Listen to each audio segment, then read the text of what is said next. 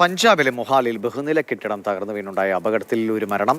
ഹിമാചൽ പ്രദേശ് സ്വദേശിനിയായ യുവതിയാണ് മരിച്ചത്. അവശിഷ്ടങ്ങൾക്കിടയിൽ 5 പേർ കുടുങ്ങിക്കിടക്കുന്നുവെന്നാണ് മനസ്സിലാക്കുന്നത്. അർജുൻ പീതാംബരൻ വിവരങ്ങളുമായിട്ട്. അർജുൻ, ഇത് എപ്പോഴാണ് ഈ കെട്ടിടം തകർന്നു വീണത്? കൂടുതൽ ആളുകൾ കുടുങ്ങിയിട്ടുണ്ടോ? നിമിഷം ഇന്നലെ രാത്രി 9 മണിയോടുകൂടിയായിരുന്നു ഈ കെട്ടിടം. സോന എന്ന് പറയുന്ന ഗ്രാമത്തിലാണ് മൊഹാലിയിലെ. അവിടെ 6 നില കെട്ടിടമായിരുന്നു അത് തകർന്നു വീണത്.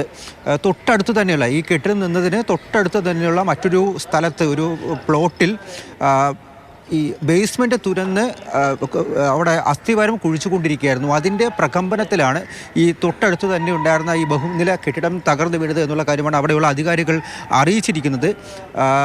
അറ്റ്ലീസ്റ്റ് 5 അല്ലെങ്കിൽ അതായത് 5 പേരെങ്കിലും ഇപ്പോഴും അകത്ത് ഈ അവശിഷ്ടങ്ങൾക്കിടയിൽ അകപ്പെട്ട് കിടക്കുന്നു എന്നാണ് പറയുന്നത്. അത് അനൗദ്യോഗിക കണക്കുകളാണെങ്കിൽ 10ഓ അതിൽ കൂടുതലോ ആളുകൾ ഉണ്ടാകാം എന്നുള്ള കാര്യങ്ങളടക്കം പറയുന്നുണ്ട്. ഇപ്പോൾ സമീപവാസികളായിട്ടുള്ളവർക്ക് ഒരു ഹെൽപ്പ് ലൈൻ നമ്പർ നൽകിയിട്ടുണ്ട്. ഈ കുടുംബത്തിലുള്ളവരെ അടക്കം കാണാനില്ല, ഒരു പരിധിയിലധികം സമയമായിട്ട് കാണാനില്ല എന്നുള്ള കാര്യങ്ങൾ ബന്ധപ്പെടുക എന്നുള്ള കാര്യം കൂടി അറിയിച്ചുകൊണ്ട് എന്തായാലും ഇപ്പോഴും NDRFും അതുപോലെ തന്നെ കരസേനയും സംയുക്തമായി തന്നെയാണ് അവിടെ രക്ഷാപ്രവർത്തനം നടന്നുകൊണ്ടിരിക്കുന്നത്. ഇന്നലെ ഈ 9 മണിക്ക് കെട്ടിടം തകർന്നു വീണത് പിന്നാലെ രക്ഷാപ്രവർത്തനം ആരംഭിച്ചിരുന്നു.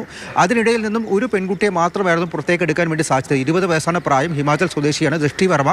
അവരാണ് പരിക്കുകളോട് ആശുപത്രിയിൽ പ്രവേശിപ്പിച്ചത്. പക്ഷേ ഈ പരിക്കുകൾ സാരമായിരുന്നു. അതുകൊണ്ട് ആശുപത്രിയിൽ ചികിത്സയിലിരിക്കെ തന്നെയാണ് അവർ മരണപ്പെട്ടത്.